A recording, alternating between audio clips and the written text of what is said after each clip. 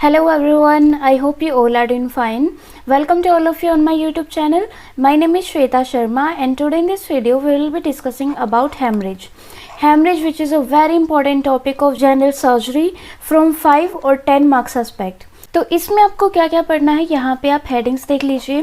First of all definition, then types of haemorrhage, then classification, causes that means कि इसके क्या क्या reasons हो सकते हैं, clinical features, pathophysiology, effects of haemorrhage कि भाई हेमरेज के हमारे अदर बॉडी ऑर्गन्स पे क्या क्या इफेक्ट होते हैं, देन मैनेजमेंट. तो हेमरेज पे अगर आपका क्वेश्चन आता है तो ये सभी हेडिंग्स आपको कवर करनी है. Okay, now let's get started. But before starting the video, if you are new to the channel, make sure to subscribe below and उसी के साथ bell icon जरूर press कर दे so that you can get every update.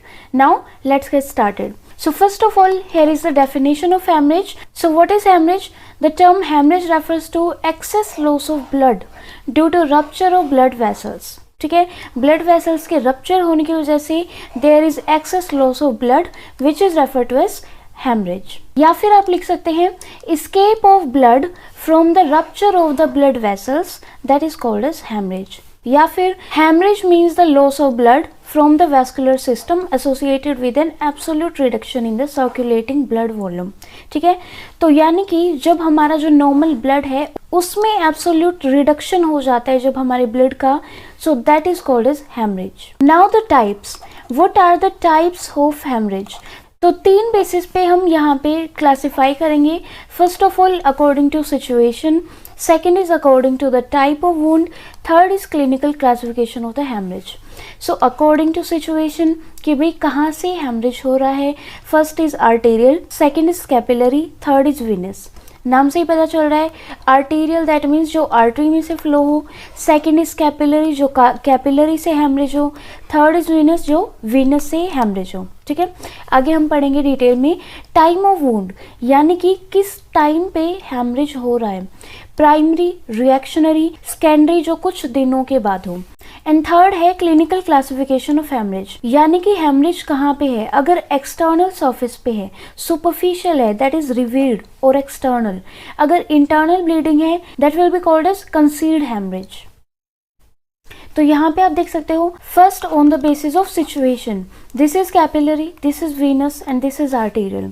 तो यहाँ पे आप arterial के डायग्राम में देख सकते हो ब्लड एकदम जोर से निकल रहा है, राइट, और कैपिलरी में सबसे ज्यादा स्लो. ठीक है, तो यहाँ पे आप इनमें डिफ्रेंशिएट कर सकते हो कि जो आर्टेरियल हेमरेज होता है उसमें जो ब्लीडिंग होती है that spurts with each heart beat, यानी कि हर एक हार्ट बीट के साथ एकदम तेज होगी bleeding, difficult to control due to pressure, और इसे कंट्रोल करना बहुत ही मुश्किल होगा. और आर्टेरियल हेमरेज में जो ब्लड होता है that is bright red in colour, और जो वीन्स में से ब्लड आएगा that will be dark in colour, dark red in colour, और जो कैपिलरी से आएगा वो नॉर्मल रेड होगा. अब ब्राइट रेड कह लीजिए या फिर नॉर्मल रेड कह लीजिए. ठीक है, now the second is venous. Venous haemorrhage में जो ब्लड होता है स्टेडी स्लो फ्लो. ठीक है, इसमें एज कम्पेयर टू आर्टरी थोड़ा सा कम फ्लो होता है और इसका कलर क्या होता है, डार्क रेड इन कलर. ठीक है, इट डजंट स्पर्ट यानी कि हार्ट बीट के साथ एकदम ये इंक्रीज नहीं होता है इसका फ्लो, इसका स्टेडी यानी कि नॉर्मल रहता है. ओके, एंड कैपिलरी में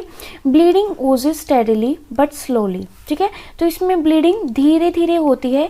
यहाँ पे आप देख भी सकते हो आर्टरी में बहुत ज़्यादा ब्लीडिंग हो रही है, इसमें थोड़ी सी कम हो रही है और इसमें सबसे कम.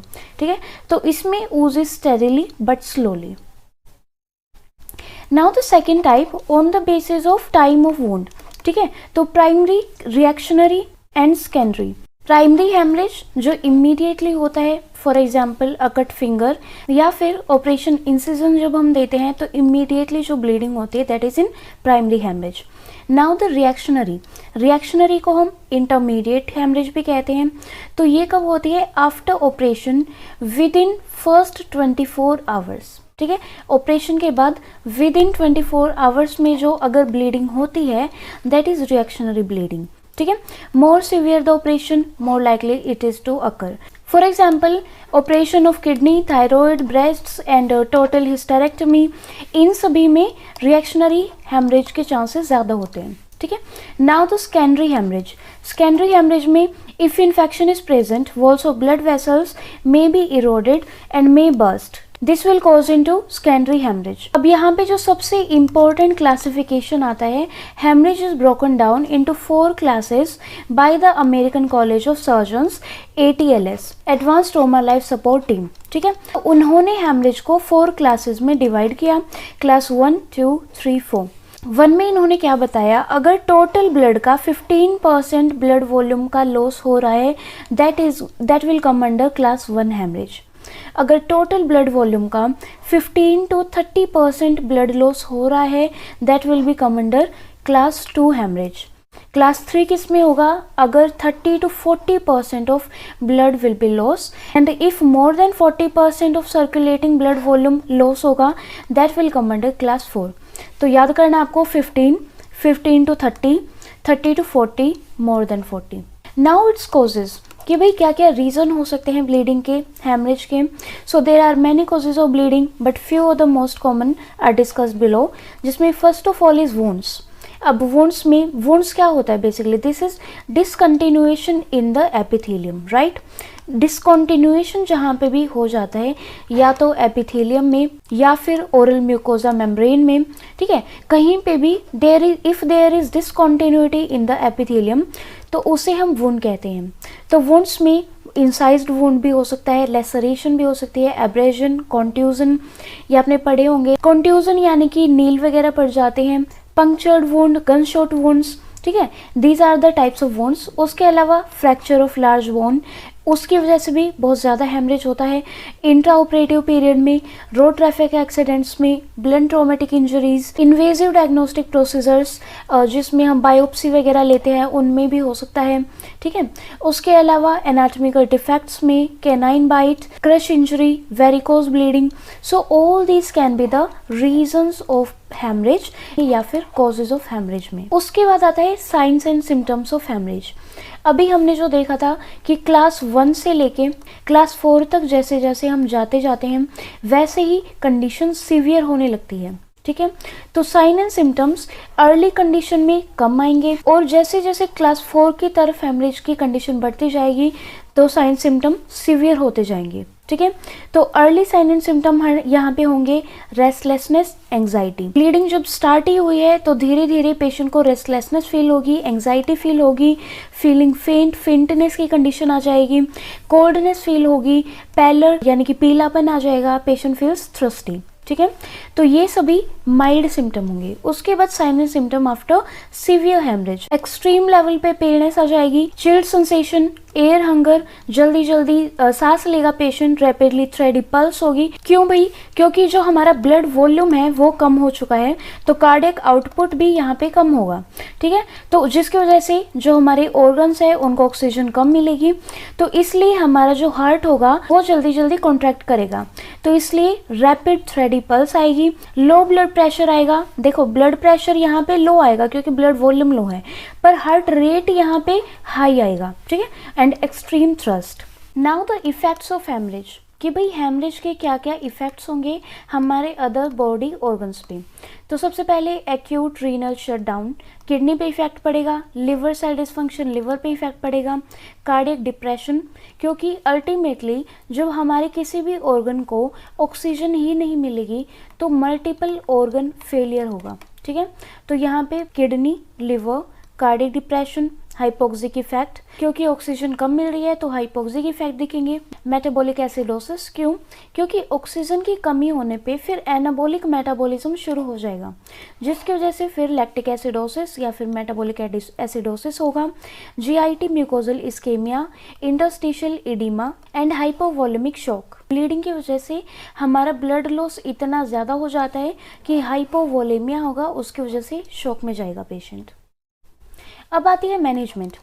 मैनेजमेंट में सबसे पहले आपसे वाइवा में भी पूछा जाता है, थ्योरी में भी पूछा जाता है, कोई भी ब्लीडिंग होती है तो सबसे पहला आपका मेन एम क्या होता है, ब्लीडिंग को अरेस्ट करना, ब्लीडिंग को स्टॉप करना। तो उसके लिए सबसे पहले आप क्या करते हैं, अप्लाई प्रेशर, ठीक है। अब फॉर एग्जांपल हमें यहाँ पे चोट लगी है तो यहाँ पे ब्लीडिंग हो रही है, सबसे पहले हम क्या करेंगे, दूसरी फिंगर से या थंब से हम वहाँ पे प्रेस करेंगे, राइट। तो मैनेजमेंट में सबसे पहला हमारा एम होता है stop the blood loss by pressure and packing. फिर हम पोजीशन चेक करते हैं, रेस्ट भी करते हैं पेशेंट को, और उसके बाद अगर ज़रूरत पड़ती है then we will go for operative procedures, ठीक है।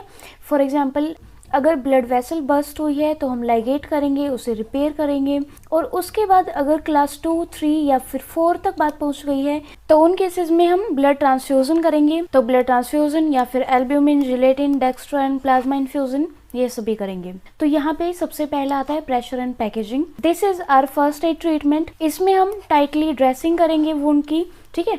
पैकिंग कैसे कैसे कर सकते हैं, by the rolls of white gauze piece, ठीक है। गोज पीस से हम पैकिंग करते हैं, उसके बाद हम डॉक्टर टेप लगा सकते हैं अगर छोटा मोटा हेमरेज है।